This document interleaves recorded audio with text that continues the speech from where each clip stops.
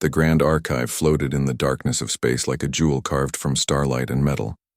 For 10,000 years, it had served as the heart of the Galactic Combine, where the wisest beings from 100 worlds gathered to guide civilization forward. Inside its crystal halls, beneath ceilings that showed the birth and death of stars, the Council of Elders met to decide the fate of species who wished to join their ranks. High Curator Brenlis rested his scaled hands on the ancient stone table that had witnessed countless such meetings. His crimson eyes, dimmed by centuries of life, swept across the chamber where holographic displays showed images of a blue and green world called Earth. The planet looked pleasant enough, with its vast oceans and white clouds, but the data streaming beside it told a different story. David Wells stood alone in the center of the chamber, surrounded by beings who could crush his world with a single command. He wore a simple gray suit, nothing fancy, and his weathered face showed the kind of calm that came from years of diplomatic service. He had spent 5 decades preparing for this moment, learning alien languages, studying their customs, and building relationships with the few species willing to speak with humans. Now all that work came down to this single meeting. Scholar Prith shifted his insectoid body in his seat, compound eyes flickering as he reviewed the human data for the 100th time. Something about these newcomers fascinated him in ways he could not quite explain. Their history read like a disaster chronicle, yet they kept surviving, kept rebuilding, kept pushing forward. It reminded him of a flame that refused to die no matter how many times the wind tried to blow it out. Brenlis spoke first, his voice carrying the weight of authority earned over 3 lifetimes. Ambassador Wells, we have reviewed your species extensively. Your application for membership in the Galactic Combine has been considered with all due diligence. David nodded once, saying nothing. He had learned that silence often revealed more than words ever could. Your world has known 563 major wars in the past 2,000 years, continued another elder, a floating being of pure energy contained within a crystalline shell. You have driven 17% of your native species to extinction. Your atmosphere bears the scars of industrial excess. You cannot agree on basic governance structures even within your own species. A third elder, resembling a massive tree with consciousness, added in a voice like rustling leaves. Your people fight over resources, ideology, and territory with alarming frequency. You have nearly destroyed yourselves with atomic weapons not once but 7 times in your recent history. David listened to each accusation without flinching. He had heard them all before, during the preliminary meetings, during the endless screening processes, during the quiet conversations in station corridors where species whispered about the violent humans who wanted to join civilized society. Prith watched the human's face carefully.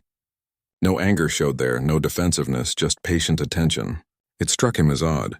Most species, when confronted with their failures, became emotional or tried to justify their actions. Wells simply listened, as if hearing a weather report rather than a condemnation of his entire civilization. We have a sacred duty, Brenlis continued, to maintain peace and prosperity across the galaxy. We have built a society where war is obsolete, where hunger and disease have been eliminated, where 1,000 different species live in harmony. This did not happen by chance. It happened through careful selection, through wisdom, through the patience to wait for civilizations to mature. The High Curator stood, his robes flowing around him like liquid metal. Humanity is not ready. Perhaps in another 1,000 years, when you have outgrown your violent tendencies, when you have learned to live in peace with yourselves, we might revisit this application. But today the answer must be no. Around the chamber, other elders nodded their agreement. Some looked sympathetic, others merely bored, as if this decision had been obvious from the start. We will grant you observer status, Brenlis said, making it sound like a generous gift. You may visit Combine space, but only under escort.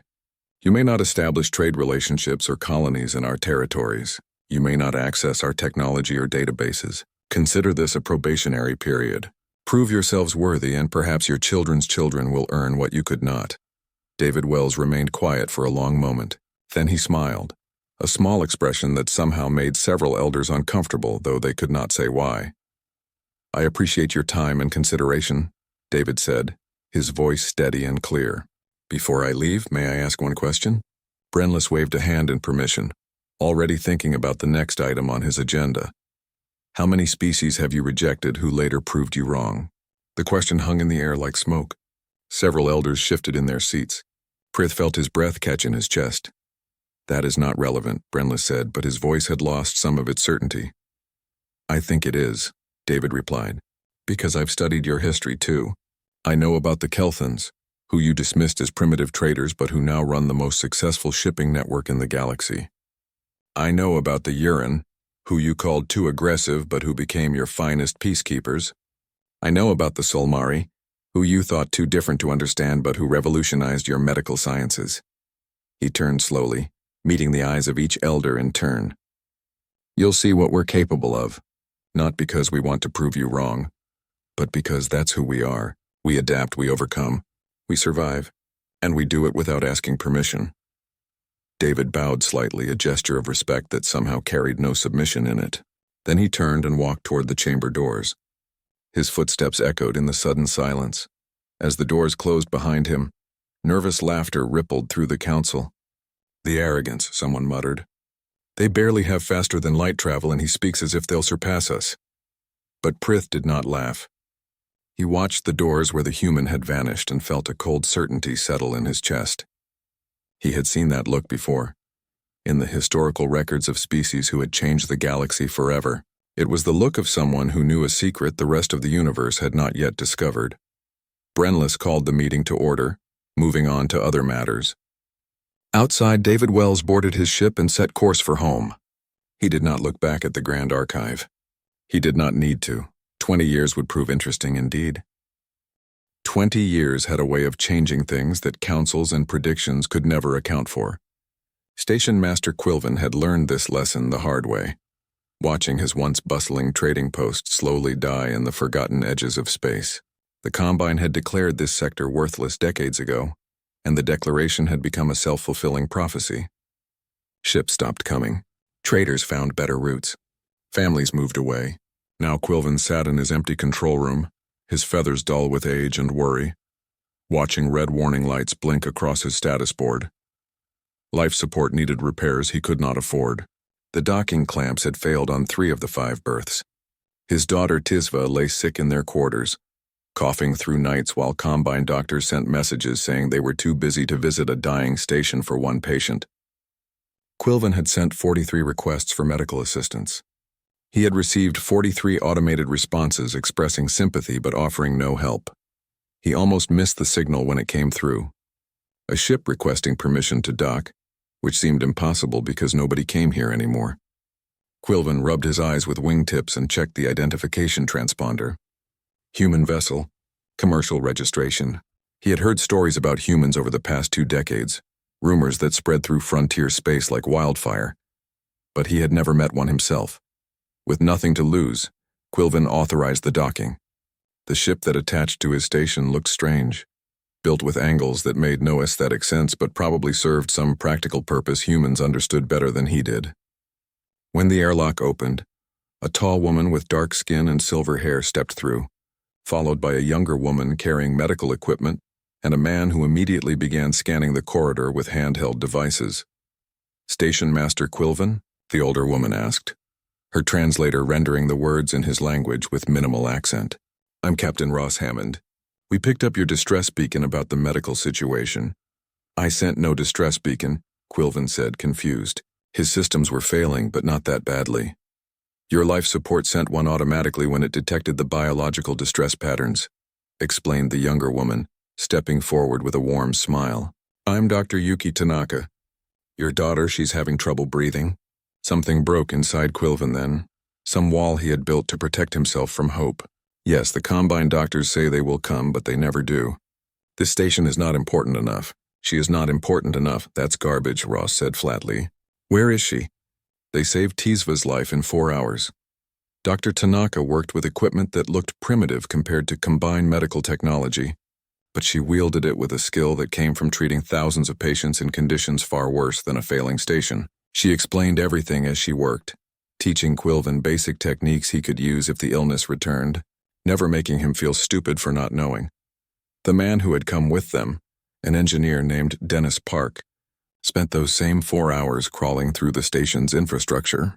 He returned covered in grease and grinning. "Your life support is older than my grandfather, but I've patched the critical failures. It'll hold for another 5 years if you maintain it right. I've sent the specs to your systems. Quilvin tried to calculate what he owed them. Medical services, engineering work, the emergency response call. The debt would bankrupt what little remained of his savings. I cannot pay you what this is worth. Ross waved the concern away like smoke. We're not Combine. We don't charge for saving lives, but I do have a business proposition if you're interested.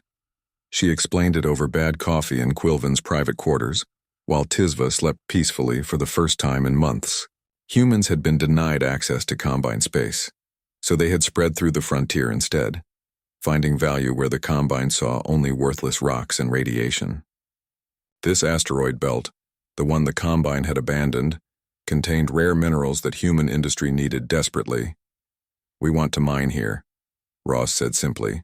We'll pay you fair docking fees, we'll bring trade, and we'll help maintain the station. We're not asking for charity. We're offering partnership. The Combine said these asteroids contain nothing valuable, Quilvin replied, though hope had begun to warm his chest like a small sun. The Combine uses quantum extraction, Dr. Tanaka explained, perched on the edge of her chair with enthusiasm. It's elegant, efficient, perfect for certain materials. But there are minerals it misses entirely because the technology is too refined. Human mining is crude, loud, and thorough. We find things they overlook. Within 3 months, Quilvin's station had transformed. Human miners came first, rough individuals who worked hard and kept their promises. They paid their fees on time, never complained about the aging facilities, and often helped with repairs without being asked. Then came the support ships, bringing supplies and taking away ore. Then came the families, humans who wanted to raise children in the frontier where regulations were loose and opportunities were everywhere. Other species followed. A Combine merchant, fleeing bankruptcy, found new fortune selling goods the humans wanted. A family of engineers too old to compete in core space brought their expertise to a place that valued experience over youth. Artists, scholars, wanderers, and dreamers discovered that human settlements welcomed them without demanding credentials or references. The station expanded. New modules appeared, some built by humans, others contributed by grateful aliens who had found prosperity in this forgotten corner of space. Quilvin hired staff again, real employees with real salaries. Tisva recovered fully and started studying medicine under Dr. Tanaka's guidance, learning techniques that blended human and alien practices into something new and effective. Ross sat with Quilvin one evening in the observation deck they had built together, watching mining ships move through the asteroid field like fireflies. Why do you do this? Quilvin asked. The Combine rejected you. You could have become bitter, violent, resentful. Instead, you build, you help. You save the daughter of someone you never met. Why? Ross considered the question while sipping her coffee, which had improved significantly once human traders brought real beans. Because we know what it's like to be dismissed. Every human knows that feeling. Someone tells you you're not good enough, not smart enough, not worthy. You have a choice in that moment. You can believe them, or you can prove them wrong by being exactly who you are as loudly as possible. The elders say you are dangerous, Quilvin said softly. We are, Ross agreed, just not in the way they think. We're dangerous to assumptions, to arrogance, to the idea that old ways are the only ways. We're dangerous to anyone who thinks the frontier is worthless just because it's difficult. Reports reached the Combine core worlds about the frontier expansion, humans thriving in radiation zones, humans establishing colonies on high-gravity worlds that crushed most species, humans turning failing stations into thriving trade hubs. The reports were dismissed as exaggerations, frontier tall tales told by species too unsuccessful to matter.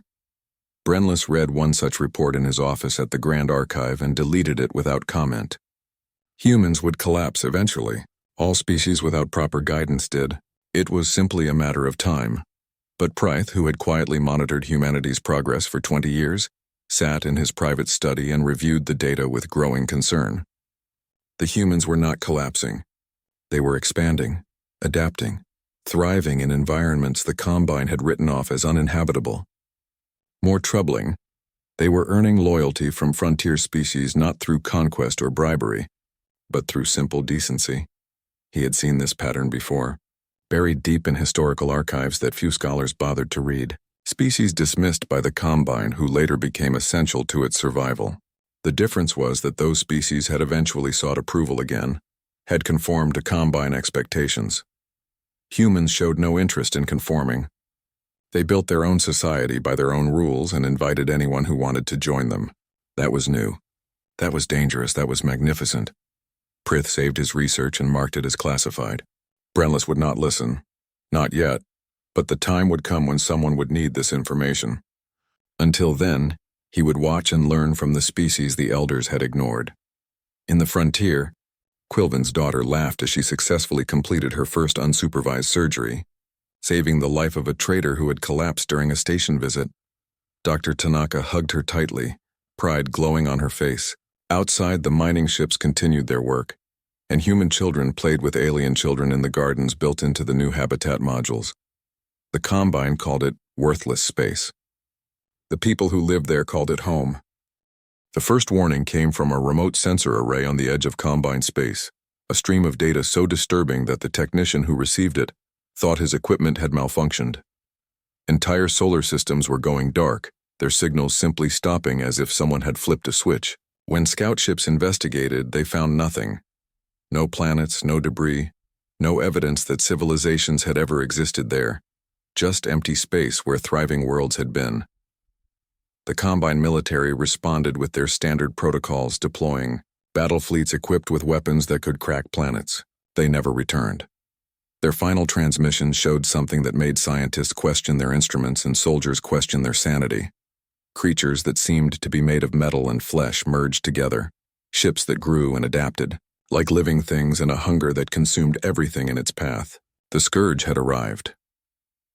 Commander Beth Okafor stood in the command center of Firebase Resolute, a human installation built into a moon orbiting a gas giant in the outer frontier.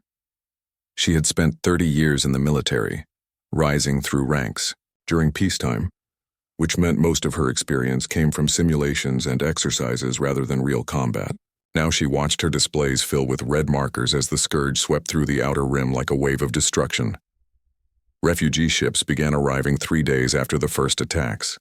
They came in every shape and size, from luxury cruisers, designed for comfort, to cargo haulers packed beyond capacity with desperate families. Species that had never spoken to each other huddled together in shared terror. The Combine military tried to establish defensive lines, but each line collapsed faster than the last. Beth opened Firebase Resolute to every refugee who could reach them. Her superiors questioned the decision, worried about supplies and security, but she overrode their concerns with a simple statement that became famous across human space. We don't abandon people. Ever. The Firebase had been designed to support 5,000 personnel. Within a week, it housed 50,000 souls from 30 different species. Human colonists gave up their quarters, sleeping in hallways and cargo bays so families could have privacy. Dr. Tanaka, who had been visiting from Quilvin's station, organized medical teams that worked around the clock. Captain Ross Hammond coordinated supply runs through increasingly dangerous space, her ship dodging Scourge patrols to bring food and medicine. An elderly Combine admiral arrived with his shattered fleet, 12 ships out of the 100 he had commanded. He expected to take charge of the defense, to organize these primitive humans into proper military formation. Instead, he found Beth already running tactical simulations with her officers, planning defenses that made no sense according to conventional warfare. You cannot fight them with kinetic weapons, the admiral insisted, his translator rendering his frustration clearly. The Scourge adapts to any technology used against them. Energy weapons, quantum disruptors, plasma cannons, they learn and counter within hours. Your projectile weapons and explosives are centuries obsolete. Beth listened politely, then brought up footage from a recent engagement. A human patrol frigate had encountered a Scourge vessel, one of the smaller variants that was still the size of a city block. Instead of running or trying to outshoot it, the human ship closed to contact range and deployed boarding teams. The admiral watched in horror as humans in armored suits used cutting torches and shaped charges to breach the Scourge hull. They poured fire into the corridors, not energy weapons but actual chemical flames that consumed the biomechanical tissue. When the Scourge tried to adapt growing armor against the heat, the humans switched to explosive rounds that tore through the new defenses. When it adapted to explosives, they used acid. When it adapted to acid, they went back to fire. They cannot adapt if we never use the same tactic twice, Beth explained. The Scourge is incredibly advanced, but it thinks like a machine. It sees patterns and adjusts. We don't give it patterns. We give it chaos. That is not warfare, the Admiral said, appalled. That is barbarism. That is survival, Beth corrected gently. And right now, survival is all that matters. The first major engagement came when a Scourge fleet of 30 vessels approached Firebase Resolute. Beth had 2 human destroyers, 5 Combine ships that had joined her command, and a dozen armed civilian vessels crewed by volunteers from multiple species. Against the Scourge's overwhelming firepower, conventional tactics said to evacuate and abandon the position. Beth gave different orders. The human ships moved forward to meet the Scourge head-on, while the Combine vessels hung back, their captains convinced they were watching a suicide charge. The destroyers fired missiles, old-fashioned chemical rockets that the Scourge easily intercepted. But the missiles contained no explosives. They contained metallic chaff that scattered across the battlefield, interfering with Scourge sensors. Under cover of the confusion, small human craft darted through the enemy formation. They looked like maintenance pods, too small to register as threats. Each one carried a single pilot and an enormous amount of explosives. They attached to Scourge vessels like parasites and detonated simultaneously. The Scourge ships reeled from the coordinated attack, their adaptive systems overwhelmed by trying to process 30 different simultaneous threats. In that moment of confusion, the Combine vessels opened fire with their advanced weapons, targeting the areas the human suicide craft had damaged. The combination of primitive and advanced tactics created holes in the Scourge formation. Beth then did something that would become her trademark. She had civilian ships, loaded with refugees, fly through those holes. Not to escape, but to drop cargo containers. The containers opened in the middle of the Scourge fleet and released thousands of small mines, each one programmed with randomized detonation patterns. "You are using civilians as weapons carriers," the Admiral asked, shocked. "I am using every resource I have," Beth replied. "Those civilians volunteered. They know what they are fighting for. Their families, their homes, their future. The Scourge takes everything it touches. We take nothing for granted and we waste nothing." The battle lasted 6 hours. 3 Scourge vessels were destroyed. 8 were damaged badly enough to retreat and the rest withdrew to regroup. Beth lost 1 destroyer and 4 civilian craft. The victory was narrow, bought with blood and sacrifice, but it was a victory nonetheless. Word of the engagement spread through refugee networks faster than official military channels. A human firebase had stopped a Scourge fleet. Not defeated it permanently, but stopped it, forced it to retreat. That simple fact changed everything. More refugees came to human space. More volunteers joined the defense forces. Species that had never trusted each other learned to work together because the humans treated everyone the same. There were no first-class and second-class citizens in human settlements. There were only survivors helping each other survive. Beth sent a message to the Combine core worlds, broadcast on all frequencies so everyone would hear it. Her face was tired, showing the strain of constant combat, but her voice held steady. "We will hold the line. Send everyone who needs shelter. We don't have much, but we share what we have. We don't have the best weapons, but we know how to use what we have. We don't have ancient wisdom, but we have something better. We have each other. The Scourge wants to erase everything you built. We refuse to let that happen. Send your people to human space. We will protect them." In the Grand Archive, Brenlis watched the message with something close to rage. The arrogance of these humans, speaking as if they were the Combine's equals.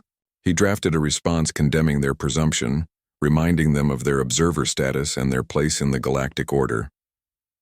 Prith stopped him with a gentle touch on his arm. "High Curator, 60,000 Combine citizens are alive right now because humans protected them. Perhaps this is not the moment for reminders about status." Brenlis deleted his message and said nothing. But late that night, alone in his chambers, he authorized emergency supplies to be sent to human space. Not as official support, just as unclaimed surplus that happened to be available. If the humans wanted to waste their resources protecting refugees, he would not stop them. He told himself it was pragmatic, not gratitude. On Firebase Resolute, Beth watched new refugee ships arrive every hour. Her people were exhausted. Supplies were running low and the Scourge would return stronger. But when she walked through the crowded corridors and saw human and alien children playing together, saw doctors from different species sharing techniques, saw soldiers who had been enemies learning to trust each other, she knew they were building something the Scourge could never destroy. Hope. The gardens of Drayan 5 had bloomed for 3,000 years without interruption, their crystal flowers fed by artificial sunlight and tended by generations of caretakers who considered their work a sacred duty. Now those flowers withered as the Scourge blockade cut off supply lines, and the planet's population rationed power to keep defense shields operational. High Curator Brenless walked among the dying gardens and felt the weight of his failures pressing down like gravity. The Scourge had broken through every defensive line, consumed a dozen core worlds, and now surrounded the capital itself. The Combine military, so proud of its advanced technology and strategic doctrine, had been reduced to desperate last stands and Pyrrhic victories. Ships that had patrolled the galaxy in majesty now limped back to port with hulls breached and crews decimated. Junior. Curator Selwyn found his mentor sitting on a bench beneath a tree whose leaves had turned gray with neglect. The young aide carried a data tablet that felt heavier than its physical weight suggested. High Curator. The Military Council requests permission to send the distress call to human space. Brenless closed his eyes. The words tasted like poison in his mouth, but he forced them out. Tell them yes. But frame it as requesting observers, not asking for help. We do not beg. With respect, High Curator, they will see through that deception immediately. I am aware, Brenless snapped. Then softer, I am aware. Send the message. Admiral Trevor Grant received the distress call while his fleet was refueling at a human colony built into a hollowed asteroid. He read it twice, checking for tricks or traps, then began laughing. His officers looked at him with concern until he shared the message. They want observers, he said, showing the formal language that tried to hide desperation. The capital of the Combine is under siege. They have maybe 3 weeks before the shields fail and they want observers. Should we respond? His tactical officer asked. Trevor stopped laughing and his face became serious. Yes, we respond immediately. Not because they asked nicely or because they finally acknowledged us, but because people are dying and we can help. Prep the fleet. We leave in 2 hours. The human fleet that arrived at Drayan 5 consisted of 28 warships, none of them matching the elegant lines of Combine vessels. They looked like they had been assembled in shipyards that valued function over beauty, covered in armor plating and bristling with weapons that seemed primitive by galactic standards. The Combine military officers who saw them approach felt their hearts sink. This was their salvation? These crude vessels? Trevor requested immediate clearance to dock at the Grand Archive itself, the most sacred location in Combine space. The military command denied the request automatically. He made it again, adding that he needed to coordinate with their ground forces. They denied it again, citing protocols about restricted access. Let me be clear, Trevor said over the open channel, his patience gone. We came here to help save your world. We did not come here to navigate your bureaucracy. Either give us docking clearance or we assume you do not actually want our help and we leave. Your choice. You have 60 seconds. They received clearance in 45 seconds. The Combine military commanders who met Trevor in the Strategic Planning Center expected him to defer to their experience and seniority. Instead, he walked directly to the holographic display showing the siege, studied it for 90 seconds, and began issuing orders. Your shield generators are in the wrong positions, he said flatly. They protect the ceremonial districts instead of the industrial zones. The Scourge doesn't care about your monuments. It wants your manufacturing capacity. Reallocate the shields. Those positions were determined by our top strategic minds, an admiral protested. Then your top strategic minds are wrong, Trevor replied without heat. The Scourge learns from every engagement. It knows your doctrine now, knows you protect your historical sites first, so it will hit your manufacturing, cripple your ability to build defensive equipment, and watch you slowly collapse. Move the shields or lose the war. I don't care which. The Combine commanders looked to Brenless, who had come to observe this meeting. The High Curator felt rage and humiliation warring in his chest, but he saw the logic in Trevor's assessment. Do as he says. Over the next 3 days, Trevor systematically redesigned Drayan 5's defensive strategy. He removed elegant tactical formations and replaced them with what he called organized chaos. Combine ships that had operated in precise coordination were broken into small groups, each with a human vessel attached. The human ships would engage the Scourge head-on while the Combine vessels provided covering fire and support. "This is madness," a Combine Commodore complained. "Your ships have no shields. You cannot survive direct engagement with Scourge vessels." "Shields are wonderful until they fail," Trevor replied. "Then you have a crew that never learned to take a hit. Our ships have armor, thick, heavy, redundant armor. When the Scourge breaches the hull, we seal the section and keep fighting. When they board us, we have Marines trained for close combat. Your people fight wars with computers and targeting systems. Mine fight wars with determination and spite." The Scourge launched its major assault on the 4th day, sending hundreds of vessels against the planet in a coordinated strike designed to overwhelm the defenses through sheer numbers. The Combine military watched. Human ships charge into that formation like ancient cavalry and thought they were witnessing mass suicide. What they actually witnessed was a lesson in asymmetrical warfare. Human ships closed to ranges that made long-distance weapons useless. They used their armored hulls as rams when necessary, crashing into Scourge vessels and deploying boarding teams before the enemy could recover. The Scourge adapted by reinforcing its hulls, but then human ships started using magnetic mines that stuck to the reinforced sections. When the Scourge adapted to that, humans switched to focused electromagnetic pulses that disrupted its biomechanical systems. Meanwhile, Combined vessels used the chaos to strike from unexpected angles with their advanced weapons. The coordination was brutal, inelegant, and completely effective. For every human ship lost, 3 Scourge vessels were destroyed or crippled. The battle reached its turning point when a massive Scourge flagship broke through the defensive perimeter and made directly for the Grand Archive itself. The ship was larger than some moons, bristling with weapons that had consumed entire fleets. Standard protocol said to evacuate the archive and let it fall. Trevor gave different orders. 3 human destroyers intercepted the flagship, their weapons doing minimal damage against its heavy armor. But they were not trying to destroy it. They were buying time while 2 human carriers approached from different vectors. The carriers launched every small craft they possessed, hundreds of fighters and boarding pods that swarmed the flagship like insects. The Scourge vessel tried to adapt, growing point defense weapons to swat the small craft away. But there were too many targets coming from too many directions, using too many different tactics. Some pilots rammed their fighters into weapons emplacements. Others deployed specialized warheads that created electromagnetic storms. The boarding pods attached to the hull and discharged elite Marine units. The battle inside the flagship lasted 4 hours. Human Marines fought through corridors that tried to crush them, against defenders that adapted with every engagement. They used flamethrowers in some sections, explosive charges in others, even wielded swords when ammunition ran out. The Scourge had never encountered enemies willing to fight at arm's reach, had never adapted defenses against pure, stubborn refusal to retreat.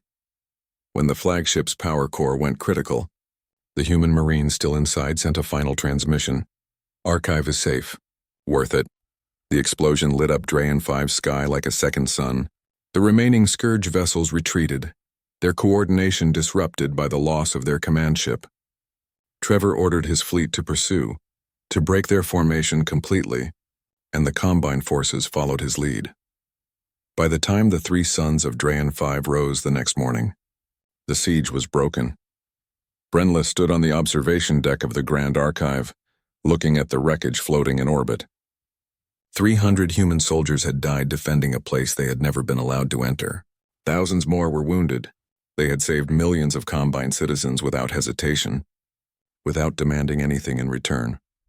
Trevor found him there hours later, his uniform scorched and stained with blood that was not his own. "Your planet is secure," Trevor said simply. "We will maintain patrol until your fleets regroup." "Why?" Brenlis asked, his voice breaking. "We rejected you. We called you primitive, dangerous. We denied you membership, treated you as children too violent to join civilized space. Why did you come when we called? Why did your people die for us?" Trevor looked out at the stars and thought about how to explain something that seemed obvious to him, but foreign to species who had forgotten certain truths. "Because it was right," he said finally. "Because people were in danger and we could help. Because we remember what it is like to be dismissed and ignored, and we refuse to do that to anyone else. You asked why we came? We came because you needed us. That is all the reason we need. Brenlis wanted to respond, wanted to express gratitude, wanted to apologize for decades of arrogance. But Trevor had already turned to leave, had other duties to attend to, other lives to save. Selwyn approached after the human admiral left. High Curator, the Council wishes to convene to discuss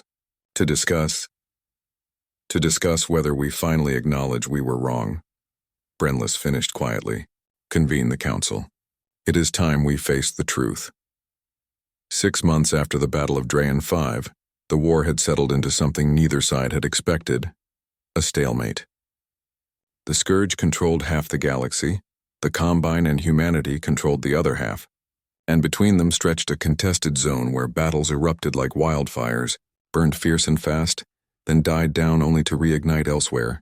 The cost in lives and resources was staggering, but neither side could gain permanent advantage. Dr. Yuki Tanaka had not slept properly in 3 weeks. She moved through the medical bay of a converted cargo ship, now serving as a mobile hospital that followed the fleet. Her patients came from 20 different species, each with unique biology that required adapted treatments. A Combine surgeon would have specialized in 1 or 2 species. Yuki treated them all because human medical training expected doctors to improvise and adapt. She stopped beside a bed where a young, Combined soldier lay recovering from injuries that would have killed him without immediate intervention. His crystalline carapace had been shattered by Scourge weapons, exposing organs that should never see air. Yuki had used a combination of Combine regeneration therapy and human surgical techniques, literally holding pieces of his body together while his natural healing began. You should not have been able to save him, a Combine doctor said, watching her check the soldier's vital signs. His injuries were too severe. The protocols say to provide comfort and let him pass peacefully. Human protocols say to try everything possible before giving up, Yuki replied, adjusting an IV drip. We're annoyingly stubborn about keeping people alive. The Combine doctor, whose name was Varys, had been working alongside human medical teams for 2 months. The experience had been humbling and educational in equal measure. Humans did things that should not work but somehow did. They combined treatments from different species, modified equipment on the fly, and refused to accept that anything was impossible until they had personally confirmed it. You use music during surgeries, Varys observed, not for the first time. You tell stories to patients who are unconscious. You decorate the medical bay with pictures drawn by children. These things serve no medical purpose. Yuki smiled while checking her patient's temperature. They serve a purpose you do not measure. They remind us why we fight. They keep hope alive. That soldier there? His recovery is partly biological, but it is also partly about will. He knows people care about him, knows we will celebrate when he wakes up, knows there is something worth healing for. That matters. On the front lines, this philosophy translated into combat doctrine that baffled Combine military analysts. Human units painted their ships with artwork. They played music during battles. They gave their vessels names like Stubborn, Hope and Never Surrender, and Try Stopping Us. Combined forces named their ships with logical designations, like Battlecruiser 773 Scholar. Prith had been assigned to study human tactics, officially to help the Combine military understand their allies, unofficially because Brenlis wanted someone to explain how these impossible creatures kept achieving impossible results. Prith spent his days embedded with human units, watching, learning, and slowly understanding something profound. He sat in the strategy room of a human carrier where Commander Beth Okafor briefed her officers on the next operation. A Combine fleet was trapped behind enemy lines, considered lost by their own command. The Scourge had them surrounded in a nebula that interfered with long-range communications and sensors. Standard doctrine says they are too far to reach, too well defended to extract, Beth explained, pulling up tactical maps. Standard doctrine accepts the loss and moves on. We are not going to do that, her tactical officer said. It was not a question. Correct, Beth confirmed. We are going to get them out because they are our allies and we do not abandon allies. The plan is risky, probably stupid, and definitely against regulations. Who wants to volunteer? Every officer in the room raised their hand. Prith watched this display and felt something crack in his understanding of warfare. These humans were not discussing a rescue because it was strategically valuable. They were discussing it because it was right. The rescue operation used tactics that would never appear in any military manual.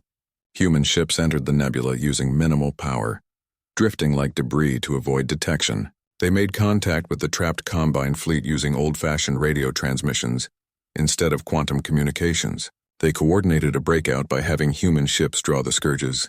Attention while the Combine vessels slipped through gaps in the blockade. 3 human destroyers were lost holding the line long enough for the Combine fleet to escape.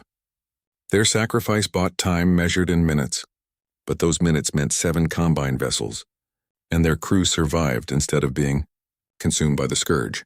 The rescued Combine admiral was a veteran who had fought in wars before humans had discovered faster-than-light travel. He had medals for valor, commendations for strategic brilliance, and a reputation that spanned the galaxy. When he met Beth after the rescue, he did something he had never done in his long career. He saluted her first.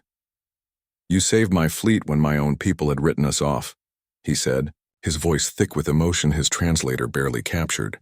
"You risked your ships and your people for us. I do not understand this. We are not the same species. We are barely allies. Why?" Beth returned the salute with the crisp precision of someone who took ceremony seriously even in war. "Because when the shooting starts, the only thing that matters is whether you trust the person next to you. You are next to us now. That makes you worth saving." Stories of the rescue spread through both human and Combine forces faster than official reports. Soldiers who had fought side by side began to bond in ways that transcended species. They shared rations, learned each other's languages, and started trusting in ways that only combat could forge. A Combine gunner would not hesitate to cover a human marine. A human pilot would risk their life to protect a Combine vessel. This was what Prith came to understand during his months of observation. Humans did not fight for territory or resources. They fought for each other. And by including combined forces in that circle of each other, they had created something the Scourge could not counter: genuine unity. He presented his findings to the Council of Elders, now meeting in a temporary facility since the Grand Archive was still being repaired. His report detailed human tactics, but more importantly, it explained human philosophy. They use art and music because it reminds them of what they protect, Prith explained to the assembled elders. They share food because it builds community. They risk their lives for others because they value loyalty over logic. These are not weaknesses. These are the foundations of their strength. Brenlis listened to the report in silence. Around him, other elders shifted uncomfortably. Everything Prith described contradicted 10,000 years of Combine. Philosophy that said logic and efficiency were superior to emotion and instinct. "You are suggesting we were wrong about them," an elder stated. "I am confirming it," Prith replied without hesitation. "We measured humans by our standards and found them lacking. We should have measured ourselves by their standards and questioned why we lack what they possess." A senior elder, older even than Brenlis, spoke in a voice like grinding stone. "What do they possess that we lack?" "The willingness to sacrifice for strangers," Prith said simply. "The ability to find joy in darkness. The stubborn refusal to accept defeat even when defeat is logical.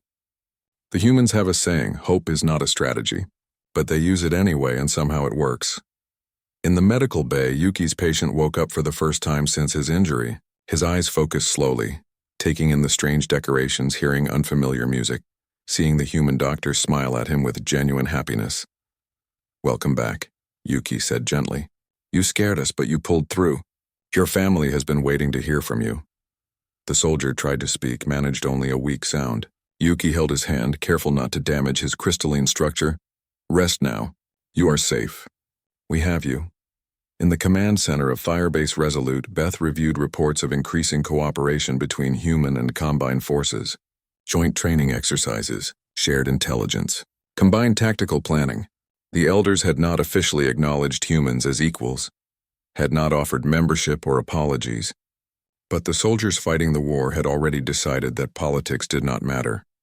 On the front lines, in the medical bays, in the refugee stations and supply depots, humans and aliens worked together not because a treaty demanded it, but because friendship had grown in the soil of shared hardship. Public opinion in Combined space had shifted dramatically. Citizens who had once feared humans now welcomed them. Children played with human toys. Families invited human soldiers to their homes for meals. Artists created works celebrating the alliance. The cultural exchange was organic, unstoppable, and completely outside the Elders' control. Brenlis saw the reports and recognized that the galaxy had changed while he clung to old prejudices. The humans had not conquered the Combine. They had simply been themselves so loudly and confidently that the Combine could not help but respond. Late at night, alone in his temporary quarters, Brenlis made a decision. He drafted a proposal for the next council meeting.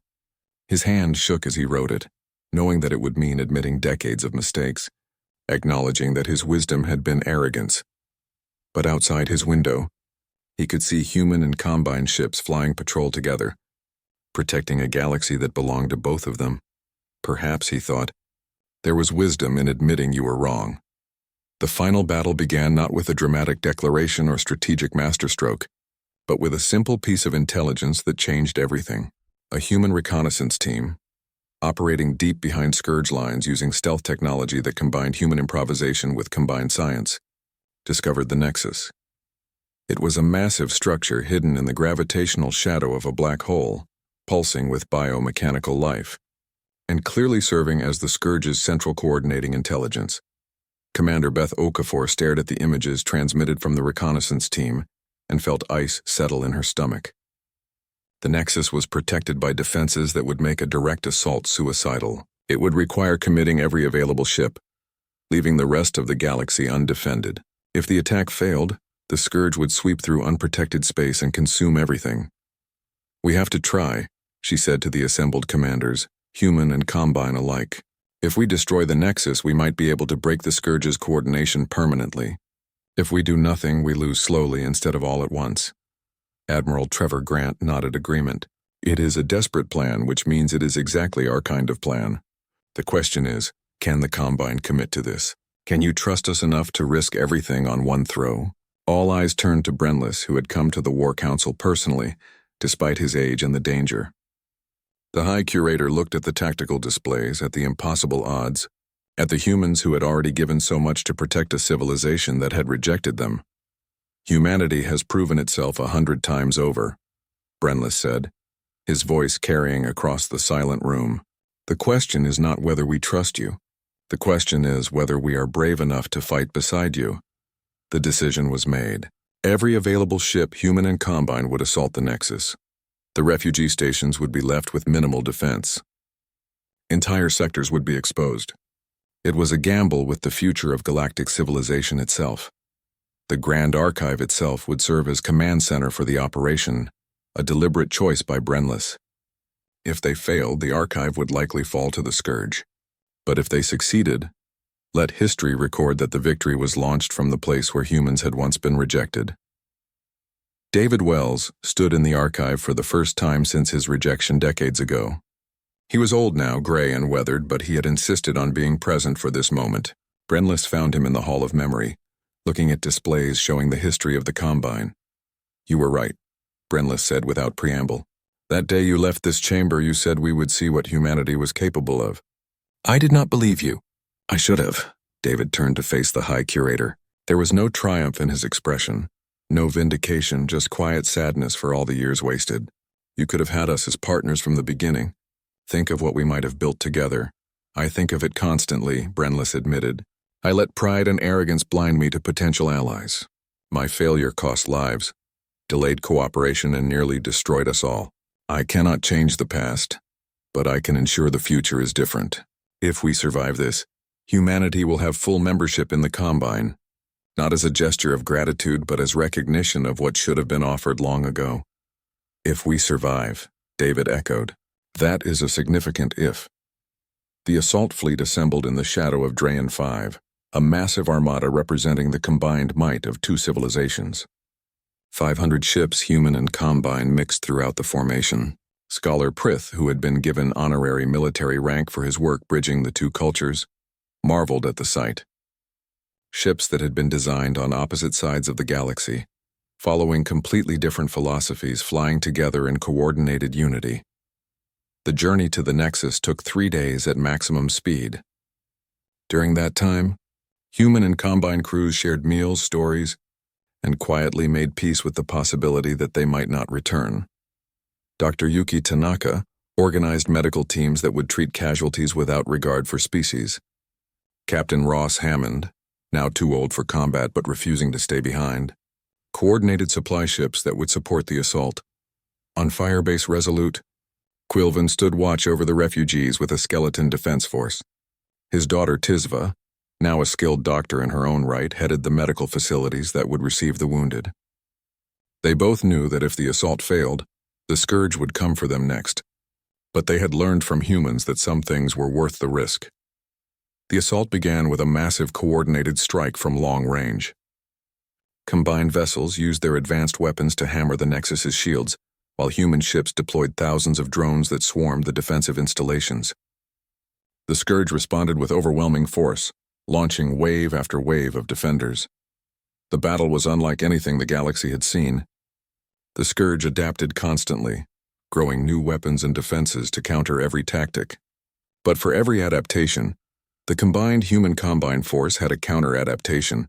When the Scourge reinforced against energy weapons, kinetic rounds tore through the new defenses. When it adapted to kinetic weapons, energy beams cut through its armor. The coordination was perfect, a dance of destruction choreographed through hard-won trust and understanding.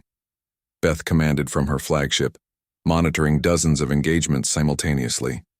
She saw human destroyers sacrifice themselves to create openings for Combine battleships. She saw Combine carriers shield human fighters with their advanced defensive systems. She saw species that had barely known each other a year ago, dying to protect each other without hesitation.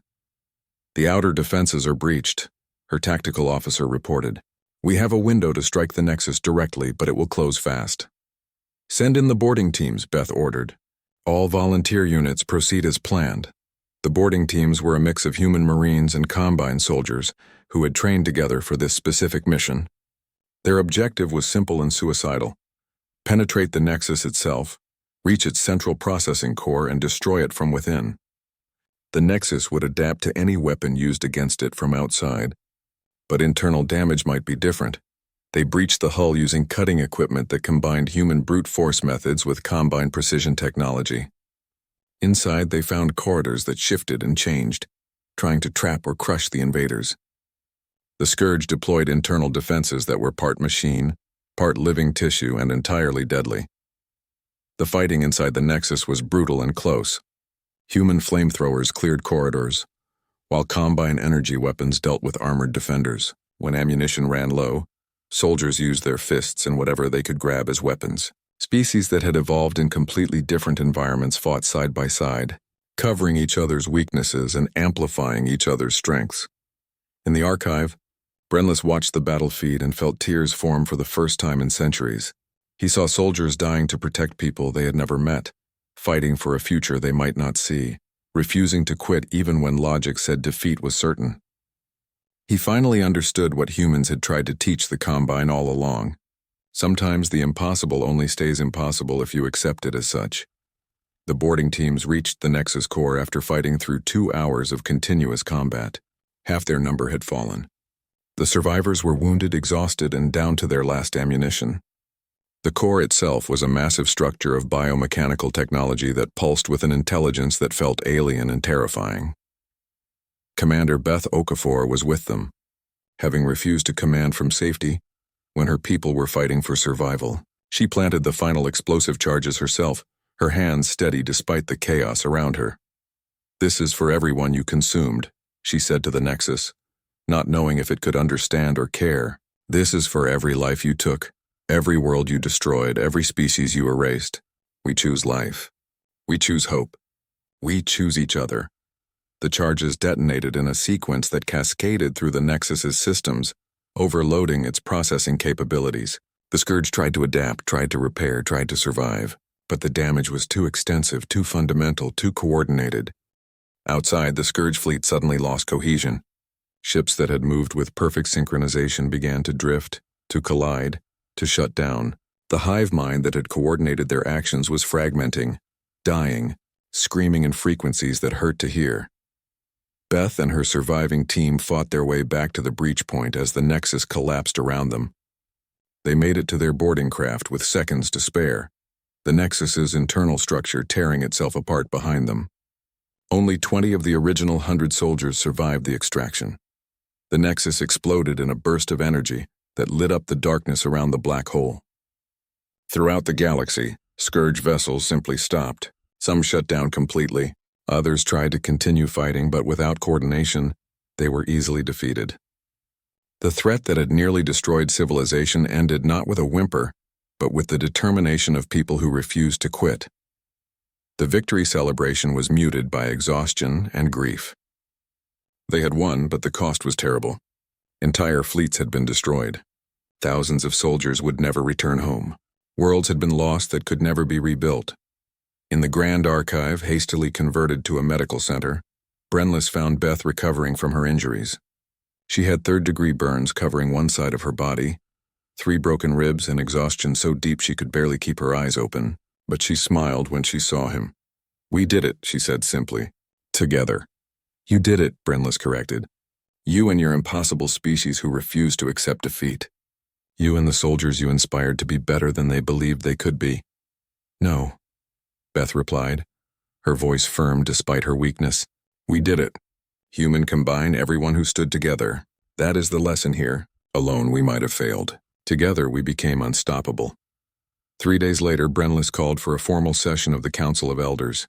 The chamber was damaged from the war, its once perfect architecture scarred by battle, but it still served its purpose. Representatives from every Combine species gathered, along with humans who had been invited as honored guests. Brenlis stood before them all, older than he had been, wiser than he had allowed himself to become before. He had prepared a speech, carefully worded to preserve some dignity while admitting fault. But when the moment came, he set aside the prepared remarks and spoke from his heart. "I was wrong," he said simply. "I judged humanity by standards they never agreed to meet. I saw violence where I should have seen strength. I saw chaos where I should have seen adaptation. I saw primitives where I should have seen partners. My arrogance nearly cost us everything. My pride blinded me to allies who proved more loyal than species we had known for millennia." He looked directly at David Wells, who sat in the audience despite his age and declining health. 20 years ago, you stood where I stand now and told us we would see what humans were capable of. You were right. We saw courage, creativity, compassion, and a stubborn refusal to give up that saved us all. I offer no excuses for our rejection. I offer only apology and hope that you will forgive us our failures." Brenlis reached into his robes and removed a crystal, the same type that had been given to every full member species of the Combine for 10,000 years. "I propose immediate full membership for humanity in the Galactic Combine, with all rights, privileges, and responsibilities that entails. Not as thanks for saving us, but as acknowledgement that this should have been offered decades ago. All in favor?" The vote was unanimous. David Wells stood slowly, his body protesting the movement but his spirit strong. He walked to the center of the chamber and accepted the crystal from Brenlis's hands. For a moment the two stood facing each other, representing different species, different philosophies, different histories now united in shared purpose. "We would have helped anyway," David said clearly, ensuring everyone could hear. "That is just who we are. We do not help because we expect rewards or recognition. We help because it is right. Because when someone is in trouble, you extend a hand. Because the strong have a duty to protect the weak. Because tomorrow is built by those who refuse to accept that yesterday's mistakes must define the future." He held up the crystal so it caught the light. "We accept this membership not as validation of our worth, but as a promise to continue being exactly who we are. We will be your partners, your allies, your friends. We will challenge you when you are wrong, support you when you are right, and stand beside you when times are hard. That is what we offer. That is what we have always offered." The chamber erupted in applause, not the polite acknowledgement of political ceremony, but genuine celebration. Species who had fought together, bled together, and survived together, expressing joy at a future they would build as equals. Months later, in the gardens of the Grand Archive that were slowly being restored, human and alien children played together under the 3 suns of Dran 5. Flowers bloomed again, tended by caretakers from multiple species who shared techniques and stories. The scars of war remained visible, but new growth pushed through the damaged soil. Scholar Prith stood with Beth Okafor, both watching the children play. Beth had recovered from her injuries, though she walked with a slight limp now and tired more easily than before. What do you think they will remember of this time? Prith asked. The children, I mean. What stories will they tell their own children? Beth considered the question while a human boy helped an alien girl reach a flower growing on a high branch. I think they will remember that we were afraid but fought anyway. That we were different but found common ground. That we faced something impossible and refused to accept defeat. But mostly I think they will remember that we chose each other. The elders ignored the signs, Prith said softly. We saw your violence and missed your compassion. We saw your chaos and missed your creativity. We saw your stubbornness and missed your hope. And now? Beth asked. Now we see everything, Prith replied, and we are grateful for the lesson, even if it came at terrible cost. In his private quarters, Brenlis wrote in a journal that would someday be archived for future historians. His final entry for the day was simple. Today I learned that wisdom is not about never making mistakes. It is about recognizing them, learning from them, and becoming better. Humanity taught us this. They taught us that strength without compassion is tyranny, that knowledge without humility is arrogance, and that survival without hope is not worth the cost. The elders ignored the signs that humanity could not be stopped. We will not make that mistake again. Not with them and not with any species who come seeking partnership in the future. The galaxy belongs to all who are willing to fight for it, protect it, and share it. This is the true wisdom of the Combine, learned from those we once dismissed. He set down his pen and looked out at the stars, at the ships moving through space carrying people home, at the future being built one day at a time by species learning to trust each other. The elders had ignored the signs. But humanity had shown them anyway, not through conquest or demands, but simply by being themselves so completely and confidently that the universe had no choice but to acknowledge their worth. And in the end, that had made all the difference.